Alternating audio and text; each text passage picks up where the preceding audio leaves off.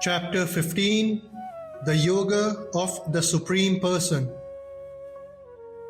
Sri Bhagwan said, "He who knows the peepala tree in the form of creation, which is said to be imperishable with its roots in the primeval being, God, whose branch is represented by Brahma, the Creator, and whose leaves are the Vedas, is a knower of the purport of the Vedas.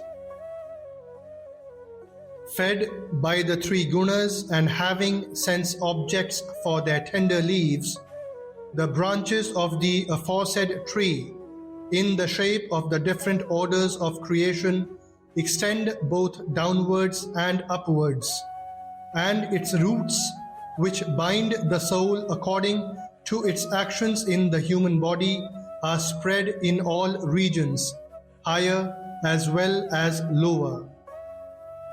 The nature of this tree of creation does not, on mature thought, turn out what it is represented to be, for it has neither beginning nor end, nor even stability.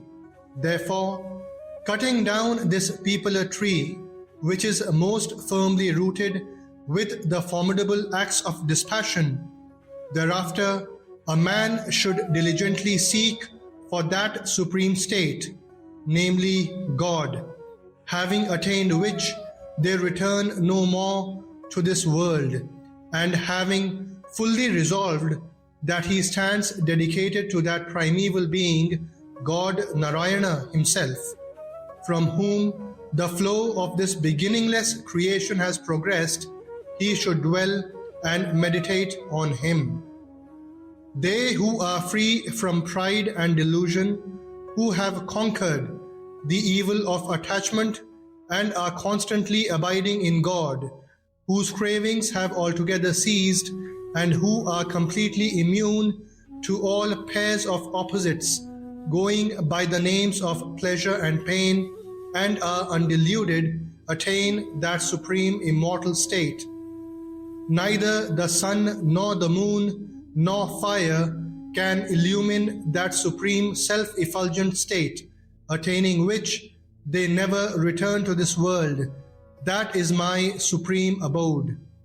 The eternal Jivatma in this body is a fragment of my own self, and it is that alone which draws around itself the mind and the five senses which abide in Prakriti. Even as the wind wafts scents from their seat, so too the Jivatma, which is the controller of the body, etc., taking the mind and the senses from the body which it leaves behind, forthwith migrates to the body which it acquires. It is while dwelling in the senses of hearing, sight, touch, taste and smell, as well as in the mind, that this Jivatma enjoys the objects of senses. The ignorant know not the soul departing from or dwelling in the body or enjoying the objects of senses. That is, even when it is connected with the three gunas, only those endowed with the eyes of wisdom are able to realize it. Striving yogis too are able to realize this self enshrined in their heart. The ignorant, however, whose heart has not been purified, know not this self in spite of their best endeavors. The radiance in the sun that illumines the entire world, and that which shines in the moon, and that which shines in the fire too, know that radiance to be mine. And permeating the soil, it is I who support all creatures by my vital energy, and becoming the sapful moon, I nourish all plants. Taking the form of fire as Vaishvanara, lodged in the body of all creatures, and united with the prana, exhalation, and apana, inhalation breaths, it is I who digest and assimilate the 4 kinds of food. It is I who remain seated in the heart of all creatures as the inner controller of all, and it is I who am the source of memory, knowledge, and the ratiocinative faculty. Again, I am the only object worth knowing through the Vedas. I alone am the origin of Vedanta and the knower of the Vedas too. The perishable and the imperishable too, these are the 2 kinds of Purushas in this world.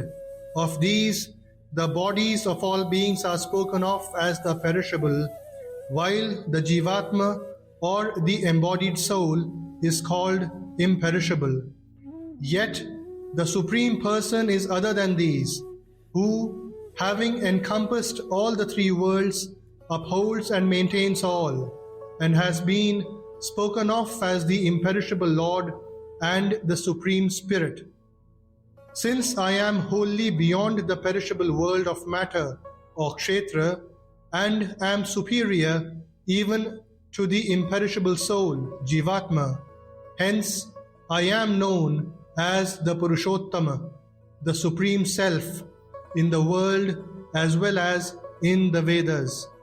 Arjuna, the wise man who thus realizes me as the Supreme Person, knowing all, he constantly worships me, the all-pervading Lord, with his whole being. Arjuna, this most esoteric teaching has thus been imparted by me. Grasping it in essence, man becomes wise and his mission in life is accomplished. Thus, in the Upanishad sung by the Lord, the science of Brahma, the scripture of yoga, the dialogue between Sri Krishna and Arjuna ends the 15th chapter entitled The Yoga of the Supreme Person.